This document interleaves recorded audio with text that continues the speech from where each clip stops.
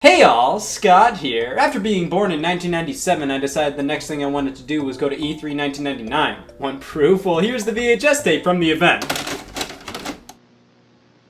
What's up, 1999 livers? Here we are in the year 1999 at E3 1999, and if you need photographic proof this is 1999, gonna write that in the year 2019. See, I was there! I was also 2 at the time, but I was also there! Who would have thought these two things could go together? E3 1999 was totally a thing that happened from May 13th to the 15th in 1999. I should know. I was there. E3 1997 and 98 were held in Atlanta, Georgia, because why the f*** not? E3 1995 and 96 were originally held in Los Angeles, California at the LA Convention Center. And in 1999, they finally returned to their roots there, which was a far more appropriate venue for the event. Obviously because it's been the primary venue for E3 ever since. Nobody looks at this and says, I wish video games were revealed here. Now what made E3 1999 stick out from the rest? Well, how about a hearty supply of next generation systems from Sony, Sega, and Nintendo, a wrestling match at EA's booth, Donkey Kong 64, yeah that's right. As E3 evolved from its first event in 1995, it became increasingly obvious that this was the gaming event of the year. By 1999, each of the companies were trying to out-showmanship each other. It was all about trying to pull attention away from the competition. I mean, why meet Jake Lloyd at the Nintendo booth when you could catch David Bowie performing at Sony's E3 party? Why go to the WCW Mayhem wrestling match when you could stand in the Nintendo logo? Why play Thrasher Skin and Destroy when you could get a college degree? It's almost here, the final E3 of the 90s. We're almost done, and then we can move on to talking about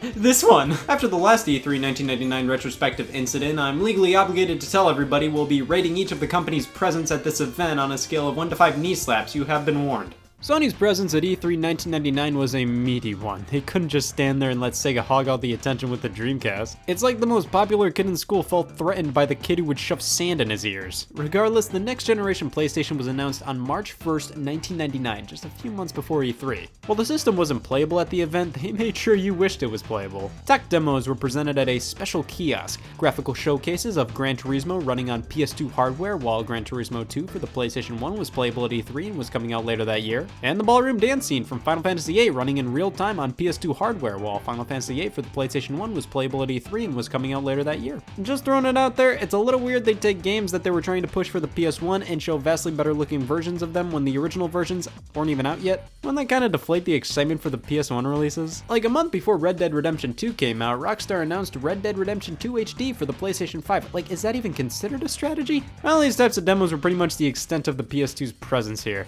They showed off these demos at the E3 party hosted by Kaz Hirai. You put that on the invitation, I'm already there. The bulk of the PS2 was going to be unveiled later in 1999 at Tokyo Game Show, so that meant while it was a major talking point of E3 this year, people only had tech demos to go off of, so talk was limited to, it looks great, the graphics. However, the next PlayStation wasn't the only thing Sony brought this year. We got a treasure trove of PS1 content. PS1 was in that glory days phase. It was peaking with the amount of games getting pumped out for it. This was right before next-gen hardware was going to completely take over, so this was during the time where developers really knew what the hell they were doing with the system and sales were still strong, which meant lots of games. Crash Team Racing, Ape Escape, Dino Crisis, Spyro 2, Ripto's Rage, Gran Turismo 2, Cool Borders 4, that's it, they won. Jamer Lammy was a huge focus for Sony this year relative to it being Jamer Lammy and Twisted Metal 4. Yeah, the successor to that third Twisted Metal game nobody likes and I refuse to know the actual name of. Honestly, a pretty great year for Sony. Sure, the PS2's presence was a little They really didn't show off any real games or give off any major details, but with the PS1 lineup alone,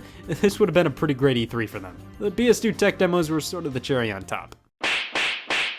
If you ever feel down about yourself, just remember, you'll always be better than Sega at E3 1998. Sure, they had the Dreamcast there, but it was only available behind closed doors and they were only showing off tech demos. The Saturn games they had on display at E3, yeah, they were already available on store shelves. There was no point to Sega even being at E3 that year. Now 1999 on the other hand, oh god, let's break this down. The Sega Saturn was finally everything Sega wanted it to be. Dead. Now it was all about the Dreamcast. At this point, the system had already launched in Japan back in November of '98. Bit of a double-edged sword if you ask me, because while that meant the system wasn't really getting its full debut here, it at least meant Sega had a huge supply of games, and on top of that, they were some of the best looking games out there. Shenmue, Sonic Adventure, Soul Calibur, Hydro Thunder, Power Stone, Rayman 2, Sega Sports, GTA 2, Marvel vs. Capcom, yep, they did it. Sega made the Dreamcast look like pure quality and quantity. Attendees that year, such as myself, noted that while each of the big three brought tons of games, The Dreamcast's graphical capabilities put everything else to shame. The console was slated for release on September 9th, 1999 for $199. They were definitely avoiding the old E3 1995 snafu with the Saturn's price point and immediate release. I think it's fair to say this was Sega's best E3 yet. They were confident, they had the best looking games of the show, and they had lots of them at that. The only problem was that a lot of these games and the Dreamcast itself already released in Japan at this point. But it didn't matter that much in 1999. Like I said, all three of the big companies brought with them information on their next generation systems. For Nintendo, that was Project Dolphin. A few days before E3, Nintendo announced their next system, stating it would use discs. Did the printer run out of ink? Nintendo announcing Dolphin, which would later become the GameCube, felt very rushed and uneventful. Like, they felt it was necessary to do with Sony and Sega bringing their next-gen platforms, but they really didn't have much to show other than the project's existence. They basically announced what they could at the time. They were really touting that, yeah, we ain't using those things anymore, make way for the future with DVD technology. And then Nintendo proceeded to make an ass out of themselves. They actually announced the Dolphin would play DVDs, as in movies. I've been trying all day, it's just not gonna work. Now, there was a Japan exclusive model of the GameCube made by Panasonic that did play DVDs, the Panasonic Q, and Panasonic was one of the partners Nintendo announced alongside the Dolphin.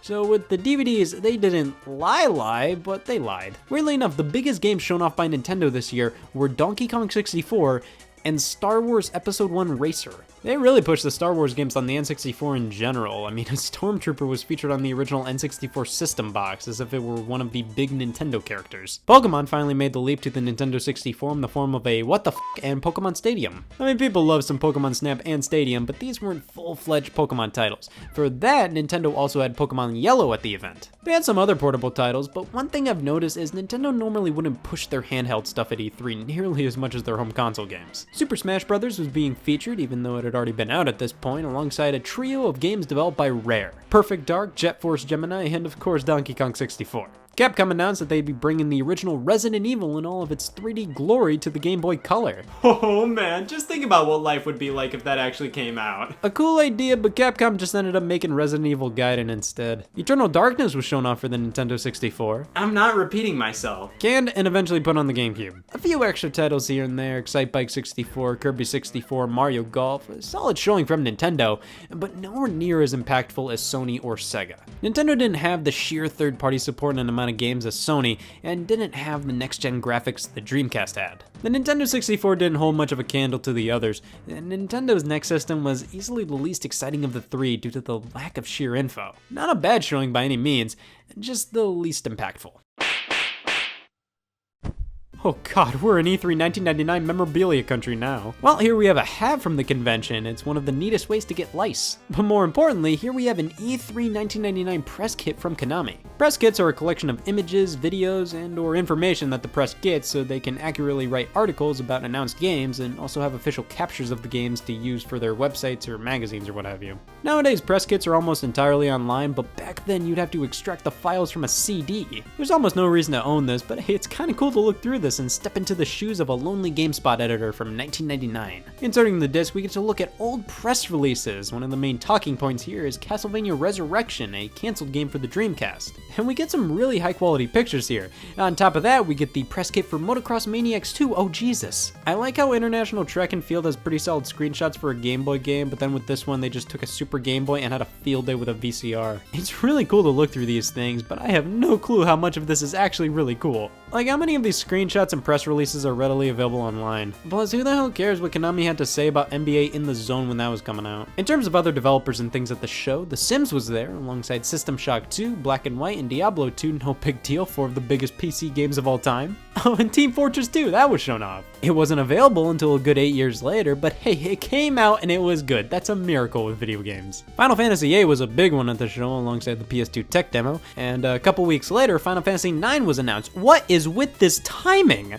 This was a massive E3, and not only did we get next generation systems, but tons of games for the current ones too.